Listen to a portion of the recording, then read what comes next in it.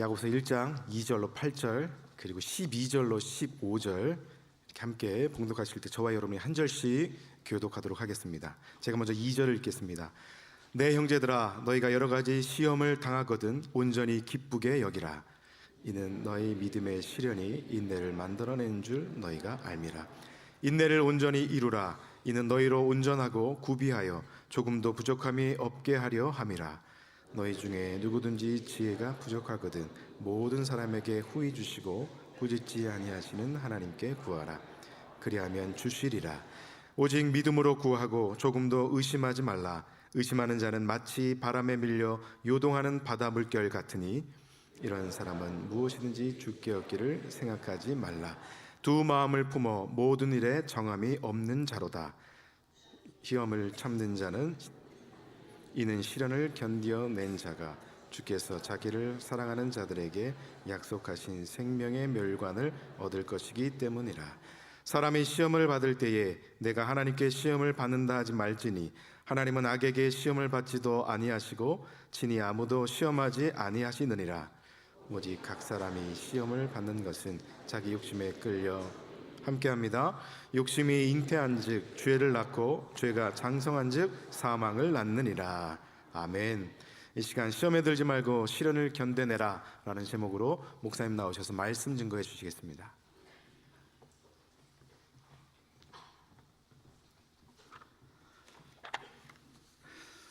찬양대 오늘 찬양 좋았습니다. 여러분 그렇죠? 예, 특별히 마지막 엔딩 끝날 때가 아주 좋았어요. 예, 아주 다이내믹하고 드라마틱했어요. 제가 저 옆에 있다가 끝나는 순간에 뭐라고 그랬게요? 오! 했어요. 여러분 흥이 있어야 돼요. 왜냐하면 조국은 지금 너무 침체하고 어둡고 회색 지대니까 이럴 때일수록 우리 예수 믿는 사람 정신 똑바로 차려서 세상 앞에 이 희망의 메시지는 던져야 한다. 한번 우리 해볼까요? 훅!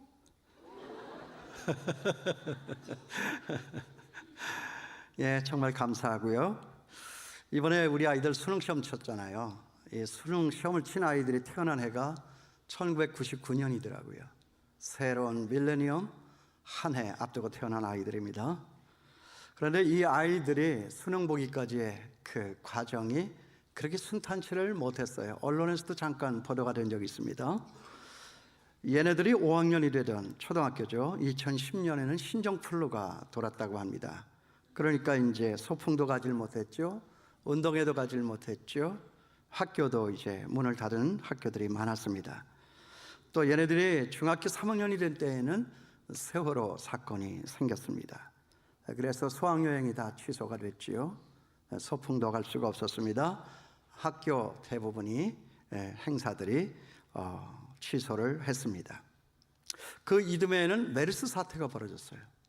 그래서 많은 학교들이 휴학을 하는 학교도 있고 또 휴학은 하지 않았어도 이 아이들을 학교에 보내야 돼 말아야 돼. 우리 부모님들이 굉장히 많이 걱정을 했습니다. 그런데 또 결정적으로 이번에 수능시험 대학을 좀 가려고 했더니 지진이 나가지고 갑자기 그 수능시험이 일주일이 연기가 된 겁니다. 그러니까 모든 대학의 입시들이 그 일정이 다 재조정이 불가피해졌다라고 할 수 있죠. 이게 얼마나 노심초사하고 마음 불안 가운데 있는데 그 하나하나 일정이 뒤틀리는 것에 얼마나 아이들이 민감했겠어요. 그 부모들 마음은 오죽했겠습니까? 또 이들은 교육당국의 그 잦은 교육 과정, 그 개편으로 인해서 많이 힘들었다고 그래요. 4번이나 그런 교육의 과정이 개편이 돼서 신경을 쓰는 일이 있었다. 그래서 그 수능 보는 날 여러분도 마찬가지였겠지만 저는 하루 종일 긴장이 되더라고요. 아무 일 없게 하여 주시옵소서. 근데 지진이라고 하는 것이 인터넷 뜨더라고요. 보니까 대만이더라고요. 사실은 우리나라가 아니고 대만이라도 지진은 나서는 안 되는 것인데 지진이 났다고 그러니까 그만큼 이제 예민해진 것입니다. 그런데 수능시험을 치르는 날 저희 교회에서는 수능생 그 부모님들을 교회로 초치를 해서 같이 정말 어떻게 마음 갈피를 못 잡는 분들과 함께 기도를 하는 일을 가졌어요. 그래서 저도 이제 훈련을 하다가 중간에 끊고 잠깐 학부형들을 뵈러 그 자리에 나갔는데 그때 이제 제가 그 학부형들을 위로하면서 이런 기조의 얘기를 했어요. 우리 시험이 올 때 그 시험에 들지 말고 시련을 이겨내자. 그게 오늘 설교 제목이 된 것입니다. 시험에 들지 말고 시련을 견뎌내자. 그 아이들을 생각하고 포항의 주민들을 생각을 하고 또 우리나라를 생각을 해볼 때 정말 맞다. 이것은 정말 적시에 하나님께서 내게 주신 사인이고 우리 모두가 정말 마음으로 무장해야 될 이 문제다라고 생각을 한 거예요. 그렇죠. 시험 많은 세상이니까. 그렇지만 시험이 있더라도 시험에 들지 말고, 시험은 받을 수가 있어요. 그건 뭐 내가 하는 일이 아니니까. 시험은 언제나 늘 있는 것이니까. 그렇지만 이 시험에 드느냐 안 드느냐 하는 이것은 이건 내 의지입니다. 그러니까 시험에 들지 말고 시련인 줄을 알아 시련을 견뎌내자. 그러면 좋은 일이 있을 것이다. 여기 시험이라는 말도 나오고 시련이라고 하는 말이 나와요. 성경을 자세히 오늘 본문을 보면 시험이라고 하는 말이 나오다가 그 다음에는 시련이라고 하는 말로 살짝 바뀝니다. 그러니까 사실은 시련과 시험은 같은 말이에요. 이걸 같이 교차를 해서 쓰고 있습니다. 그런데 전체적인 어떤 문맥상에서 이렇게 보면 여기에서 시험이라고 하는 것은 특별히 제가 이렇게 정리를 하는 거예요. 이건 temptation입니다. 마귀가 주는 유혹이에요. 시험입니다. 그 시험을 통해서 마귀는 우리로 망하게 하고 흔들리게 하고 쓰러지게 하고 부정적인 생각과 파괴적인 생각을 가지고 자포자기하게 만들고 불만 세력 만들고 체제를 전복하려고 하는 세력으로 만들어가고 있다는 거죠. 그러니까 자기도 못 살고 남도 못 살게 하는 거예요. 이게 마귀가 하는 일이니까 하나님과 우리 사이에서. 그런데 여기 시험을 갖다가 그 뒤에는 믿음의 시련이다. 살짝 바꾸잖아요. 그리고 뒤에 가서는 뭐라고 그래요? 하나님은 시험하지도 않고 시험받지도 않는다.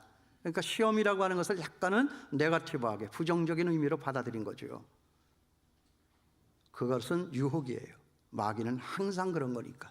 근데 우리 하나님이 우리에게 주시는 것은 같은 시험이지만 시련이다 하는 거예요. 어려움이다 하는 거예요. 곤란이다 하는 거예요. 고통이다 하는 거예요. 어려움이다 하는 거예요.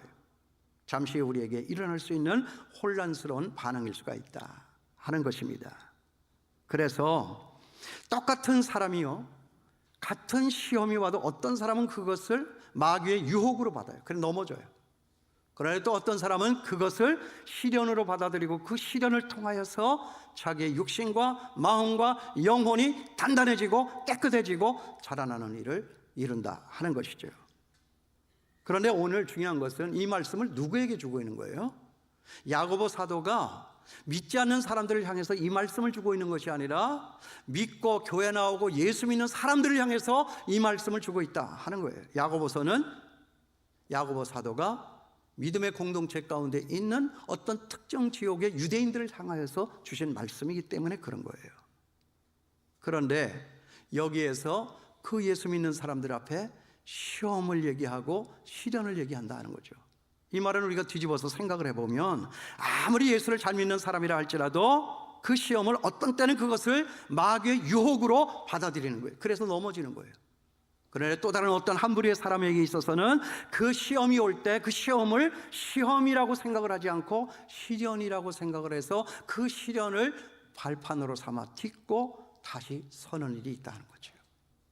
그러니까 뭐예요? 너희 예수 믿는 사람들은 시험에 들어 시험에 빠져 마귀의 밥이 되지 말고 그 시험이 올 때 그것이 시련인 줄을 알아. 하나님이 주는 고난인 줄을 알아. 그 고난 단련을 통하여서 강한 사람이 되라. 이렇게 우리가 이 본문을 해석을 하면 된다 하는 거죠.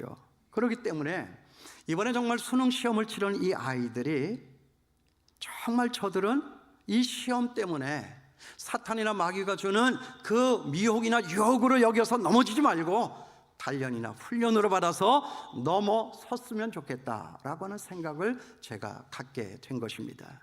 설사 신종플루가 있고 메르스가 있고 세월호가 있고 지진이 난다 할지라도 우리 교육 행정의 갈지자 행정의 그 어려움도 있지만 그런 시험이 쟤들 앞에서는 많이 있었지만 그런 시험 때문에 아이들이 유혹이나 미혹으로 넘어지지 말고 그것을 단련이나 훈련으로 받아서 그것을 넘어섰으면 좋겠다. 라고 하는 마음으로 그 학부형들에게 말하고 제가 하루 종일토록 이 말씀을 붙들고 기도를 한 거예요. 설사 그 시험에 떨어지고 또는 붙는다 할지라도 그 시험의 결과 때문에 시험에 드는 일이 없게 되고, 정말 떨어진다 할지라도 이것이 내 인생에 값지게 주는 하나님의 훈련이요 단련이라 생각을 해서 그 모든 부정적인 생각 떨쳐버리고 지금의 시름을 잃어버리고 그걸 뛰어넘어 하나님의 단단한, 하나님이 쓰실 만한 일꾼이 되자라고 하는 것입니다. 오히려 그런 시험을 단련이나 훈련으로 받아서 우리 하나님이 기뻐하시는 명품 인생, 우리 하나님께서 들어 쓰시는 명품 인생, 우리 하나님의 뜻을 성취하는 그런 명품 인생이 되면 좋겠다. 정말 하루 종일 이 말씀을 묵상을 하면서 그 아이들을 위해서 기도했습니다. 여러분 잘 알지만 지난 목요일 날 수능 시험을 치른 우리 아이들, 그 선배들이 비키 파티를 열었어요. 큰 기쁨의 파티다. 여러분 고생했다. 우리와 함께 놀자. 모든 것을 다 잊고 우리는 새 역사의 새 출발 선상에 있다라고 하는 의미로 아주 참 우리 청년 선배들이 예쁜 마음을 가지고 후배들을 위해서 음식을 준비하고 선물을 준비하고 그 밖에 많은 장례가 아니지, 이 장식을 이렇게 해놓고 좋은 프로그램을 이렇게 진행을 했어요. 많은 순서가 있었지만 그 중에서 제 마음에 하나 싹 들어오는 순서 하나가 있었습니다. 어떤 한 청년위원회 팀장 집사님이 그 자리에 나와서 섰어요. 아이들한테 격려도 하고 인사를 하기 위해서 섰어요. 그런데 그 집사님이 이런 얘기를 해요. 얘들아 수고했다. 여기까지 오기에 너희들 얼마나 고생 많았냐. 그리고 오늘 이 자리에 집에 있지 않고 홍대 앞에 가지 않고 이 자리에 여기 나와준 거 너무 고맙다. 그런데 내가 너희들 앞에 이 자리에 서고 보니까 옛날에 내가 생각이 난다. 너희들과 같이 이 수능 시험이 있던 날, 이 시험을 치던 그때가 생각이 난다.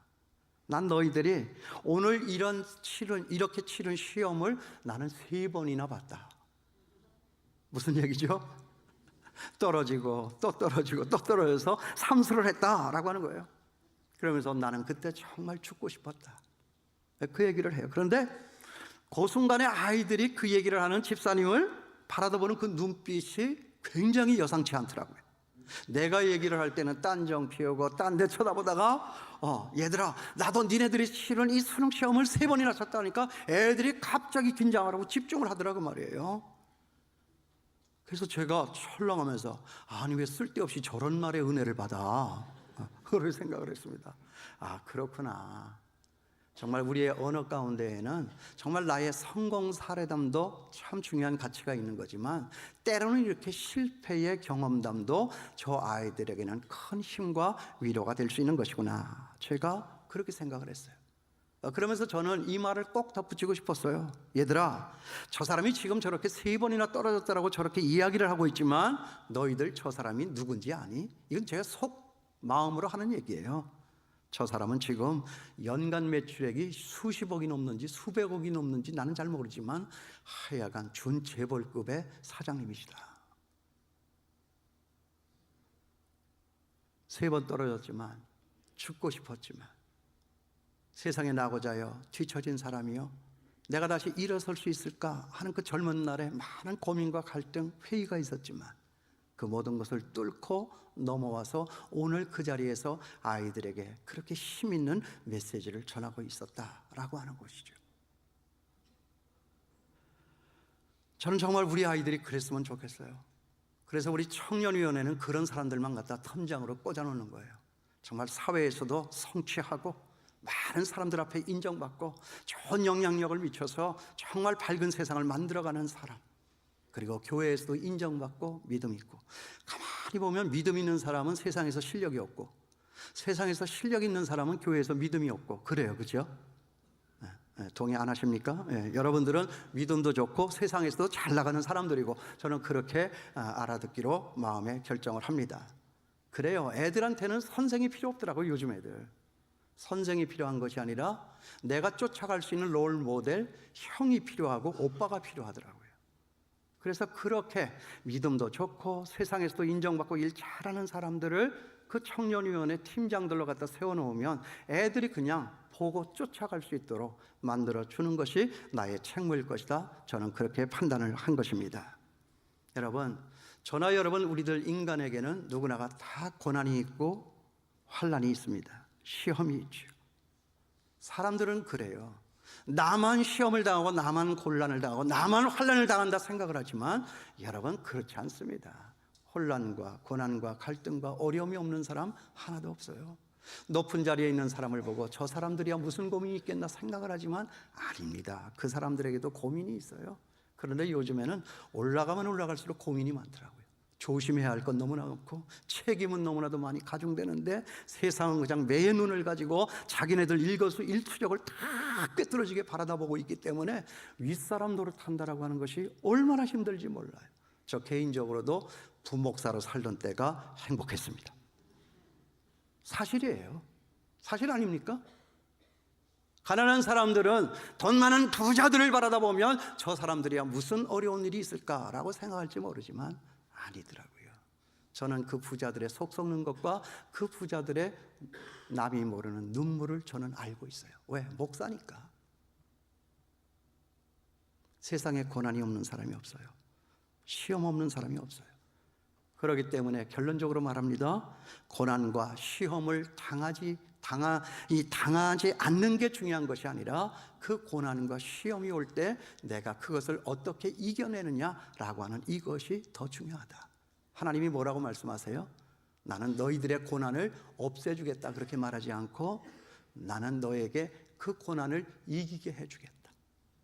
우리 예수님도 기도를 가르쳐 주실 때 뭐라고 그랬어요? 이 고난을 없게 하여 주시옵소서 그렇게 기도한 것이 아니라 고난이 올 때 우리로 시험에 들지 않게 하여 주시옵소서 그렇게 가르쳐 주시잖아요. 있는 시험, 누구에게나 오는 시험, 피할 수 없는 이 고난의 문제, 이 고난이 닥쳐올 때 여러분 그 고난 때문에 시험에 빠져 실패하는 인생 되지 마시고 그 시련을 이겨서 하나님이 쓰실 만한 단단한 인생 될 수 있게 되기를 주님의 이름으로 축원합니다. 그러므로 오늘 이 시험과 고통은 왜 있는 거죠? 이 시험과 고난이라고 하는 것은 뭐 복잡하니까 이 말씀 잘 읽어도 이게 시험이야 시련이야 여러분들 잘 모를 테니까 제가 정리를 합니다.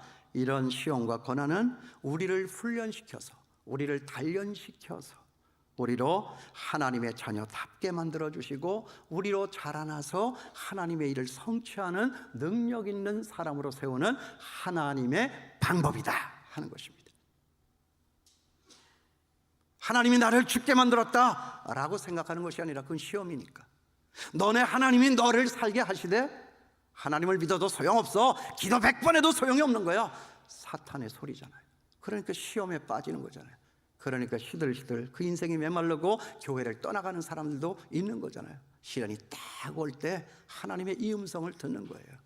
이 시험이라고 하는 것은 우리로 자라나게 하시는 하나님의 방법이다. 여러분 믿습니까? 그랬잖아요. 거기에 하나님은 누구에게도 시험을 당하지도 않고 시험을 치르게 하지도 아니하신다. 하나님은 우리로 시험을 받아 망하게 하는 하나님이 아니라 시련을 허용해서 시험을 통하여서 우리를 골탕 먹이게 하는 하나님이 아니라 그 시련을 통과하면서 우리로 강하게 한다 하는 것이죠. 그런데 여러분 여기 오늘 이 2절과 4절 또 12절 말씀 종합을 하면 어떻게 나와요? 시험과 환난이 왜 있느냐 이렇게 정리가 되죠. 우리로 온전하게 하고 부족함이 없게 하고 또 약속하신 생명의 면류관을 얻게 하기 위해서 그래서 우리 앞에는 고난이 있고 환난이 있다 그렇게 말씀하고 있는 거예요. 그러니까 이 시험과 환난이라고 하는 것은 저나 여러분 우리들을 훈련을 통하여서 정말 그럴듯한 하나님의 사람, 자격 있는 하나님의 사람으로 만들어가는 하나님의 방법이다 하는 거예요. 구약 성경에도 보면 이런 비슷한 내용이 나오는 것을 볼 수가 있어요. 에레미야서를 보나요? 나라가 망할 때쯤에 눈물의 선지자 에레미야가 정말 혼란스러운 이 나라에 무너져가는 것을 바라다 보면서 정말 하나님은 계시는가? 이 선지자라도 그 회의가 그 가슴에 스며들고 있었던 것을 볼 수가 있어요. 뭐라고 얘기하는지 아세요? 하나님 아버지, 하나님 앞에 이렇게 질문을 하는 거예요. 내가 이렇게 하나님을 잘 믿고 잘 사는데 왜 이렇게 잘 믿고 잘 사는 내 앞에 이런 환난과 고통이 많습니까? 저 세상 밖에 하나님을 알지 못하는, 되서나 되지만도 못하는 짐승만도 못한 저 하나님을 알지 못하는 이방 백성들은 저렇게 부강한 나라가 되고 저렇게 힘 있는 나라가 되어서 약소 민족을 짓밟고 빼앗고 저렇게 떵떵거리며 잘 살고 있는데, 하나님, 이 같은 일이 어찌된 일입니까? 라고 하나님 앞에 항변하면서 기도하는 모습이 나와요. 이럴 때 하나님의 답이 뭐였죠? 내가 보행자와 함께 달려도 피곤하면 어찌 능히 말과 경주할 수 있겠느냐. 이게 하나님의 답이에요. 무슨 말이죠? 너는 평범한 저런 세상 사람들과는 같지 않다. 너는 달리는 말과 경주할 사람이다. 나는 너를 지금 그런 사람을 만들기 위해서 내가 너를 훈련하고 있는 것이다. 그런 뜻으로 하시는 말씀이에요. 여러분, 우리에게 있는 이 시험은 다 뭐예요? 훈련이에요. 유혹이 아니에요. 미혹이 아니에요. 사탄이 주는 유혹이 아니라는 거예요. 시험이 올 때 사탄이 주는 유혹에 빠져 쓰러지는 인생이 너무나도 많아요. 교회 안에도 많아요. 그러니까 예수 믿는 사람들에게 오늘 이 야고보 사도는 이 말씀을 전하는 거예요. 하나님이 우리에게 주시는 것은 훈련이에요. 믿습니까? 망가지고 우리로 죽으라고 주는 것이 아니라 우리로 다시 일어서고 죽지 말라고 우리에게 주는 단련이다 하는 것입니다.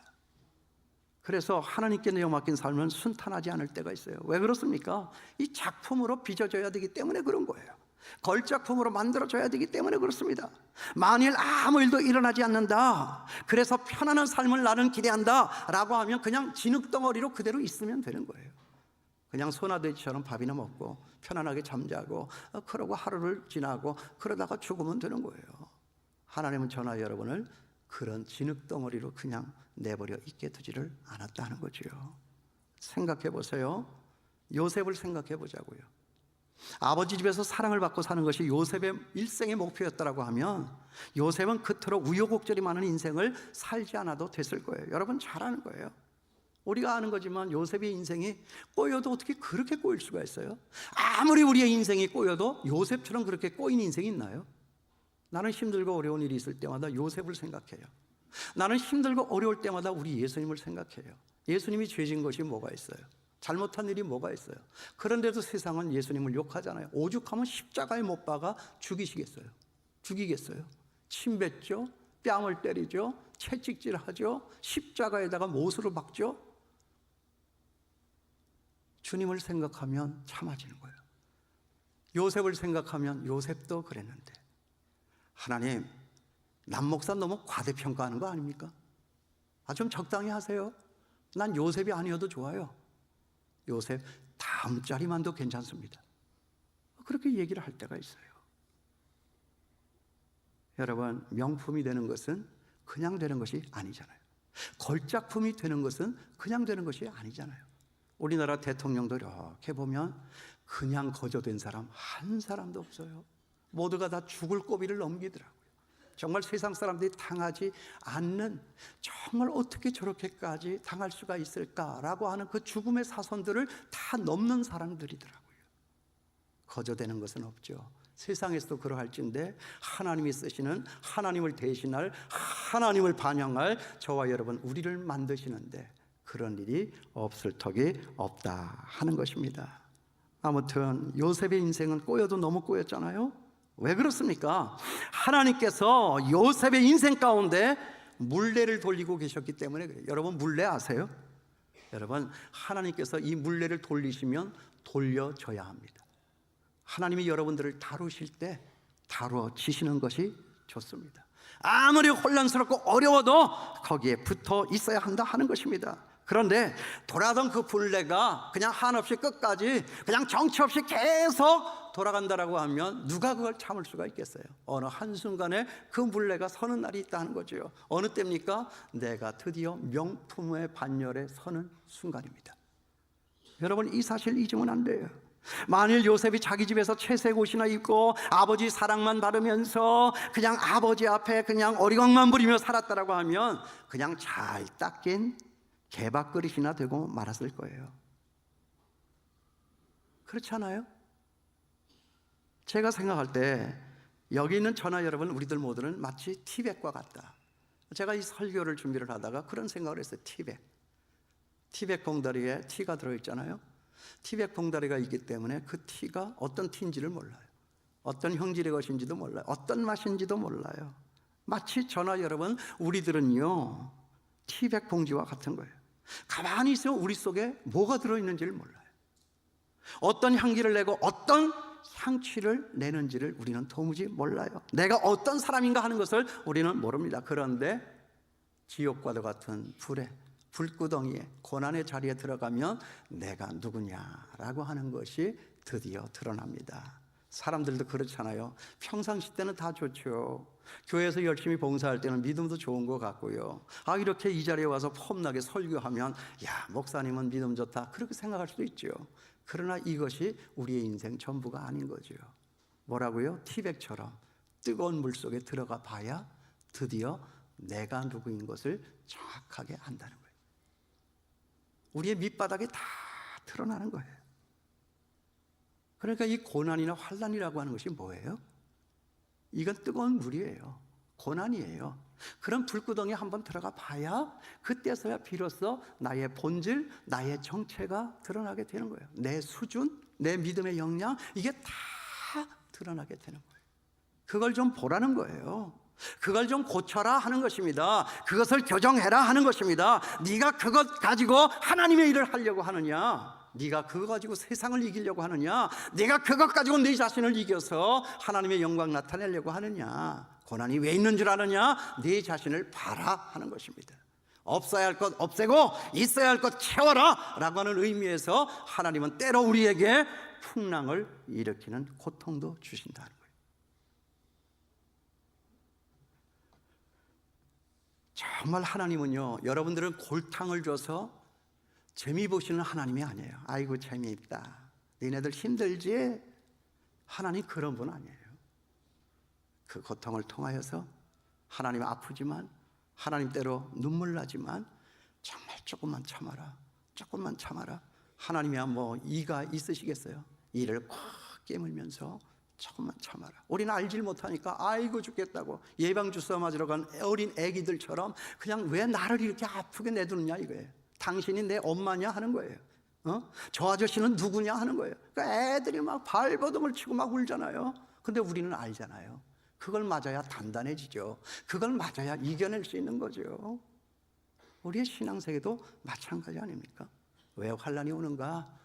나를 자라나게 하고, 나를 단단하게 하고, 나로 튼튼하게 해서 세상 모두를 이기는 하나님의 명품 인생 만들어가는 것이다 하는 것입니다. 믿습니까?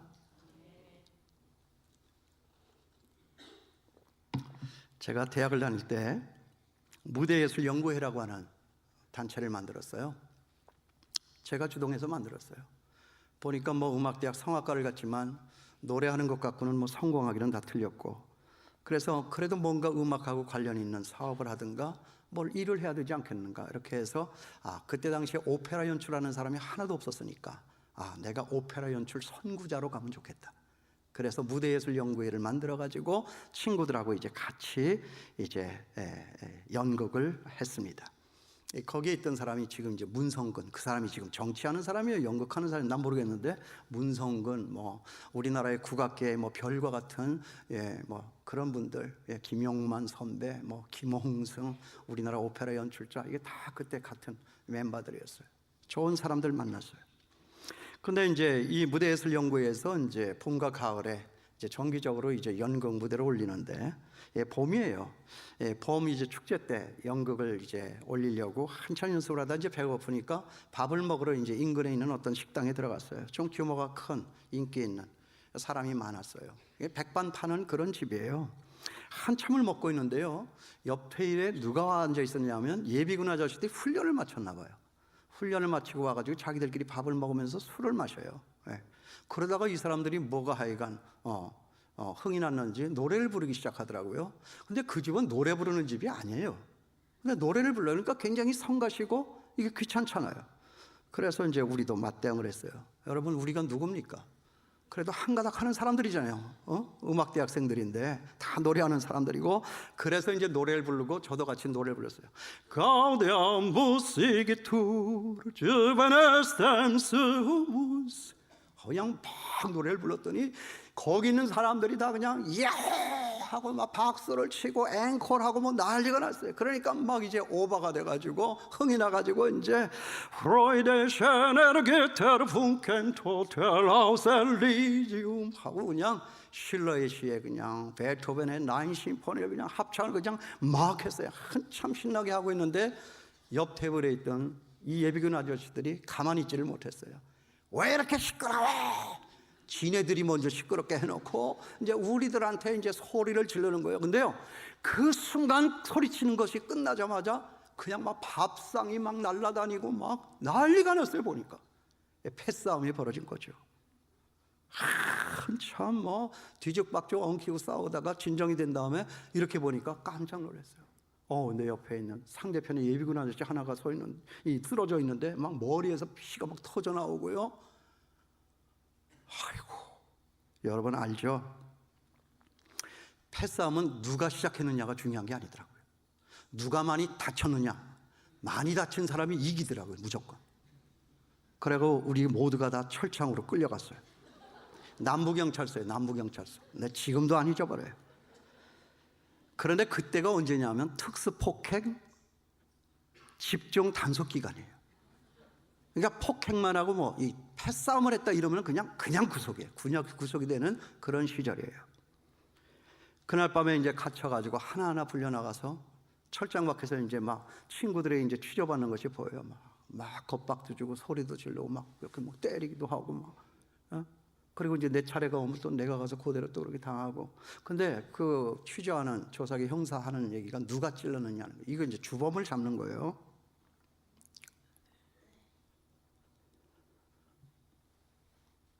정말 얼마나 갑갑해요. 근데 저는 그 사람을 찌른 사람이 누군지를 알고 있어요. 근데 우리 동료들도 다 알고 있어요. 근데 그 선배는 정작 잡혀나가가지고는 자기가 했습니다, 이렇게 호기롭게 좀 얘기를 해야 되는데 자기가 안 했다고 말이 없어요. 그러니까 얼마나 깝깝해요. 그러면서 이제 시간이 질질 끌고 이제 자정 시간까지 이제 다 된 거예요. 얼마나 한심해요. 가만히 생각하니까 너무나도 처량한 거예요. 그리고 마음은 불안하고요. 그때가 언제입니까? 이러다가 깜빵 가는 거다. 이러다가 이제 퇴학을 당하겠지. 이러다가 이제 군대 끌려가는 거야. 이렇게 살다 군대 끌려가면 최전방에 간다는데 뭐 이런 생각. 이제 엄마 아버지의 얼굴을 어떻게 보냐. 우리 엄마 아버지가 얼마나 고생하며 나 대학 등록금을 대기 위해서 공부하라고 이렇게 뒷바라지 했는데 우리 엄마 아빠의 그 실망스러워하는 모습, 표정을 생각을 하니까 이 효자 아들이, 그래도 제가 이렇게 생겨도 효자였거든요. 우리 엄마가 인정하는 효자였으니까 이걸 어떻게 감당하면 좋으냐. 근데 그거보다 더 치명적으로 가슴 아픈 게 뭐냐면 내가 예수 믿는 사람이었더라고요. 제가 그때도 교회에서 성가대 지휘를 했다고요. 지휘를 하는 놈이 술 처먹고 싸우다가 옆에 있는 사람 찔러서 상해를 한 거예요. 근데 그게 너무나도 가슴이 아픈 거예요. 그 순간에 그런 생각이 들어올 때 제 생각 속에 주마등처럼 떠오르는 생각들이 있었어요. 제가 이 대학에 들어오기 위해서 어떻게 노력을 했고, 내가 이 대학을 들어올 때에 그 시험 보러 가던 날에 우리 어머니가 여기다가 부적을 달아줬다고요. 여기 몰래 밤에. 근데 이제 저는 교회를 나가고 예수 믿는 아이였으니까 이게 그냥 이거 주면 내가 안 들고 갈 것 같으니까 어머니가 그냥 여기다가 겨드랑이에다 몰래 꼬매는 거를 내가 그 전날 밤에 슬쩍 봤거든요.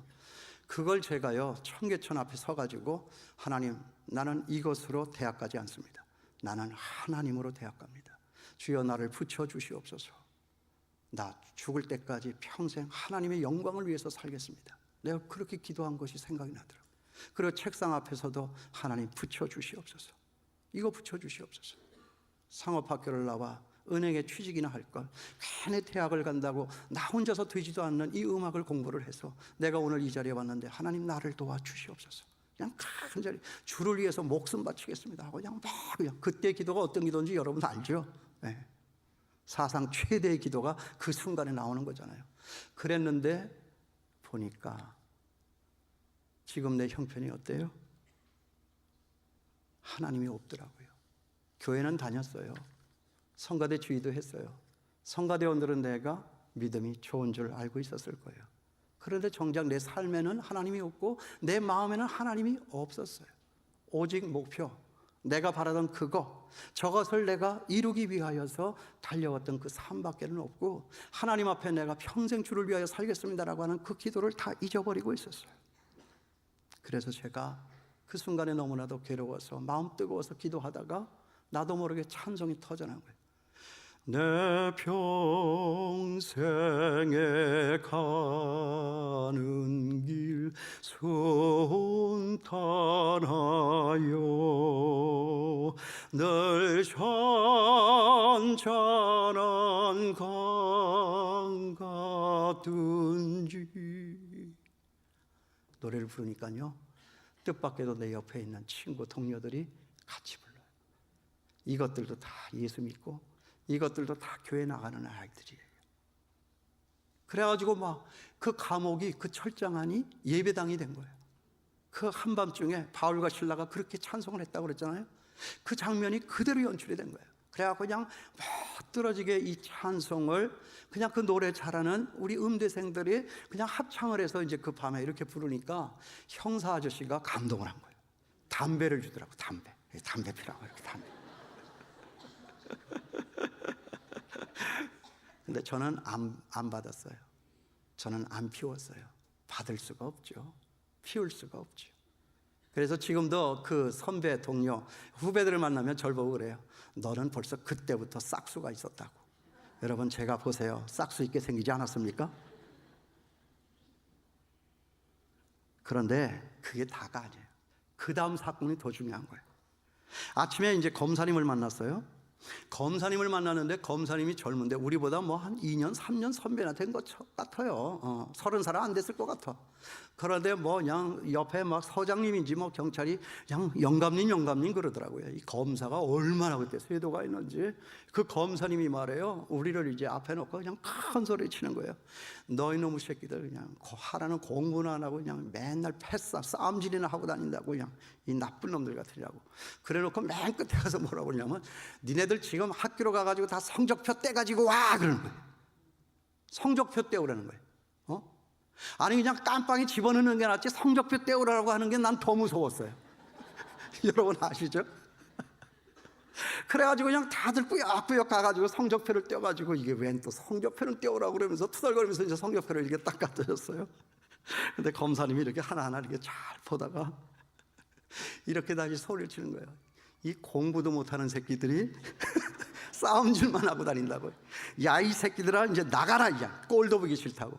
그래서 풀려났어요. 그 검사가 우리 학교 선배였어요. 그러니까 그런데 풀려나기는 했지만 그 합의금을 물어내느라고 죽을 뻔했어요.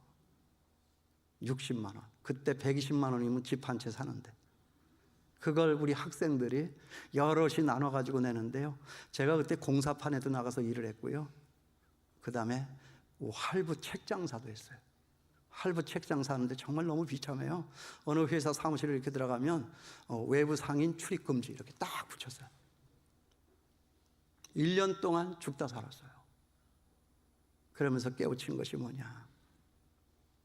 다시 제자리 돌아오는 거예요. 그렇다. 정말 하나님은 나에게 고난을 주신다. 그러나 그 고난에는 하나님의 뜻이 있는 거예요. 뭐예요? 네 자신이 지금 누구냐? 너는 지금 어디 있느냐? 여러분, 아담을 찾은 하나님께서 묻잖아요. 아담아, 내가 지금 어디 있느냐? 그럼 몰라서 묻는 거 아니잖아요. 너 왜 이렇게 여기 있냐? 왜 이렇게 하고 있냐? 너 거기가 지금 네가 있을 자리냐? 하나님이 그거 재촉하시는 거예요. 너 자신을 똑바로 바라는 거예요. 하나님은 우리에게 고난을 주세요.